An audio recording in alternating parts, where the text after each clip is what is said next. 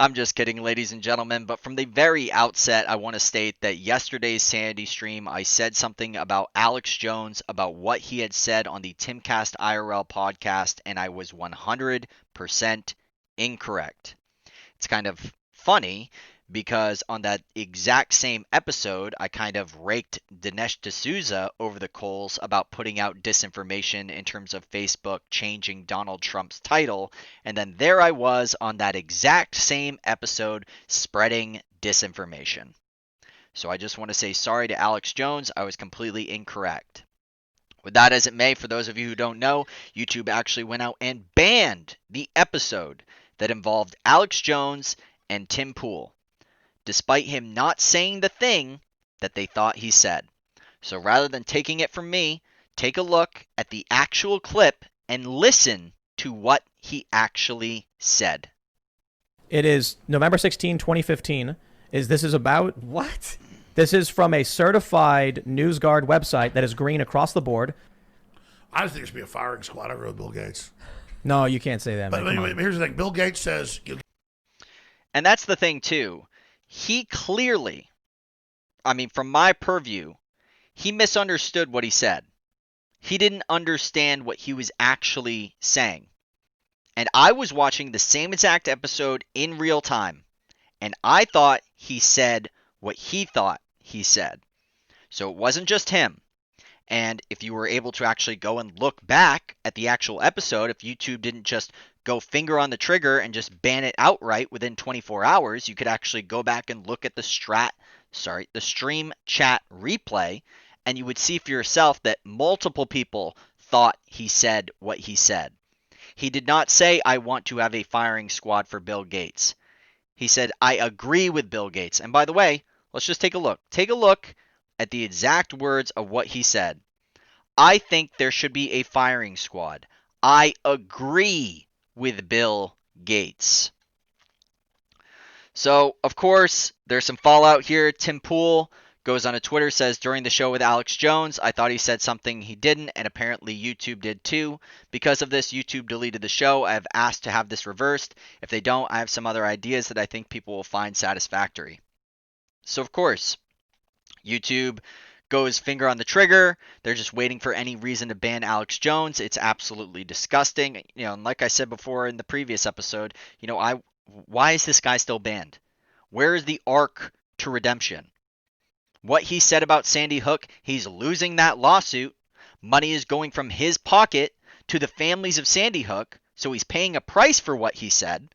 He's had 30 years of doing this, being a news analyst, and then he doesn't have a way to come back because of one thing that he said. Now, of course, you can probably do multiple instances, but let's just be honest, guys. People are human. And these tech oligarchs, they're going after these independent creators. What is more catastrophic? Is it saying that there's WMDs in Iraq that end up killing hundreds of thousands of people? Is it about going into Syria because Assad had dropped chemical weapons on his people? Come to find out that wasn't true. Now you have hundreds of thousands of dead Syrians. Or what's going on in Yemen? I'm sorry, guys, I'm a little kerfuffled. Is it somebody saying something about Sandy Hook? Or is it, I don't know, saying something on the legacy media that happens to get hundreds of thousands, if not millions of people killed? I don't know. What's a bigger lie? What's a bigger piece of disinformation? It's absurd. And now, what I'm seeing is the exact same thing that I hate about the left. Is coming from the exact same people that I love. Donald Trump supporters. On the Donald. Dogpiling on Tim Pool. And yes, call me a white knight. Come in with your downvote brigade. I don't give a fuck. You know why? Because I'm here to speak the truth. And I'm not going to join a collectivist mindset. It's disgusting. You're doing the exact same thing that these commie shills do. God, like a blue check army. It is absolutely absurd. This is the type of stuff you're seeing on the Donald right now. Leave Timmy alone. This faggot lurks here. He's just a milquetoast cuck. Damn. Wow. I have a question for you guys. For all of those upvoters, those 5,000 upvoters, what the fuck have you done? What have you done for this movement? Do you make videos? Do you go out there to change the hearts and minds of people? Or do you just angrily scream inside of your house, jump into your little echo chamber, don't go and try to change people's minds, don't run as a possible candidate, don't go out there and actually go to a rally, go to a march? What the fuck do you do? Because this guy, who's not even a conservative, has done millions of things more than you have ever done and probably will ever do. This guy was never a Trump supporter. Never. And yet he was able to change the minds of hardcore progressives, hardcore liberals, and actually get them to vote Trump. What do you do whenever you see somebody on the left? You say, fuck you. What does that get you? Nothing. You've accomplished nothing. Congratulations. Congratulations. This type of shit it disgusts me. It's the same stupid shit that the left does. You stupid fucks. It blows my mind. Now, of course, I do want to make about what's going on right now. For those of you who don't know, it was the Million Maga March today. And we had a nice little special appearance from the man himself, Donald Trump.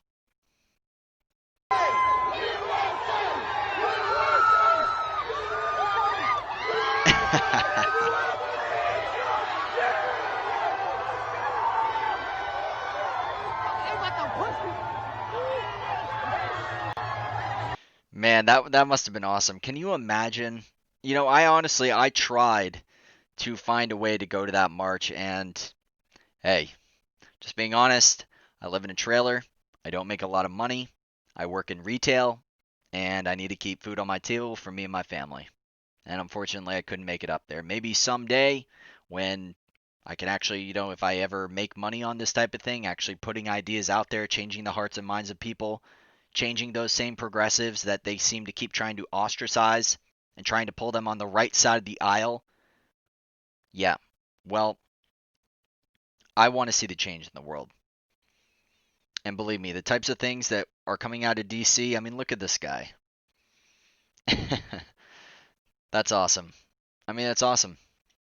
He showed up. Look at the sides of these crowds. Awesome march. Patriots from all over. Stopping the steal. Look at the size of this crowd. You thought those Joe Biden rallies were big. You have no idea.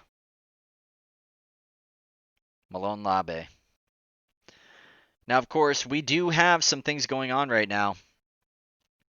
We have information that's being put out about the undermining of this president, not only from the very get-go in terms of the impeachment, the Russian investigation, the Ukraine investigation, what they're trying to push about China at the very end there. They are constantly saying the very things that they themselves are doing. It's projection. It's disgusting. Let's take a look at what some of the advisors that were just recently removed by Donald Trump are saying. Outgoing Syria envoy admits hiding U.S. troop numbers, praises Trump's Mideast record. 4 years after signing the now famous Never Trump letter condemning then presidential candidate Donald Trump as a danger to America, retiring diplomat Jim Jeffrey is recommending the incoming Biden administration stick with Trump's foreign policy in the Middle East. But even as the president supported what he describes as a successful repolitik approach to the region, he acknowledges his team has routinely misled senior leaders about troop levels in Syria. We were always playing shell games, do not make clear to our leadership how many troops we had there. The actual number of troops in northeast Syria is a lot more than the roughly 200 troops Trump initially agreed to leave there in 2019. So this is a legit coup. This is military leaders not listening to duly elected officials. The President of the United States puts out an executive order telling the military to have 200 soldiers in Syria. And you know what the military-industrial complex does? You know what the deep state does? F you. That's what they say to Donald Trump. This disgusts me. This boggles my mind. This just goes to show you that they can do whatever they want. Nothing will happen. Nothing will happen. And I hate to drop the black pills, but just take a look at the timeline, guys.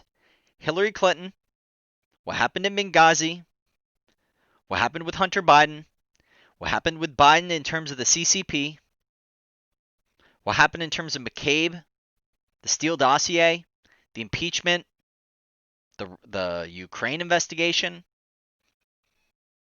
Did anything happen, guys? Nothing. Zero. Nada. And now they're out here stealing our vote.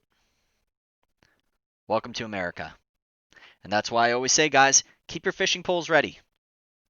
Because we're about to experience more lockdowns. We are about to experience what it's like to live under tyranny. Because that's what it is. It boggles my mind that people not only will accept this, but they'll cheer for it. They'll be the ones to go out there just like the Nazis did. You know, they call us the Nazis.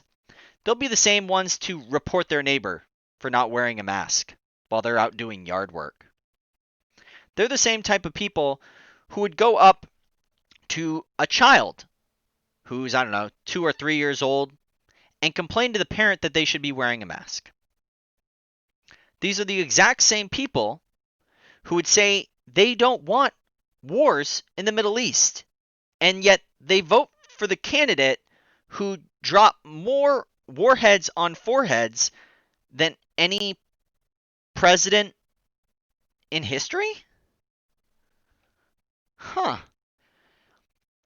This really was the year of the misinformed voter. And not only that, I really am. It's unfortunate, guys. I'm becoming very, very black-pilled. Wow. Of course, we will never stop fighting until we're dead. Ever. We'll never give up. This republic's worth fighting for. But if we want to be serious about changes in the United States of America, we must be the candidates.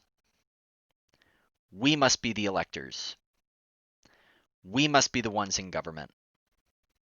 We must be the ones to shrink the scope and size and power of government.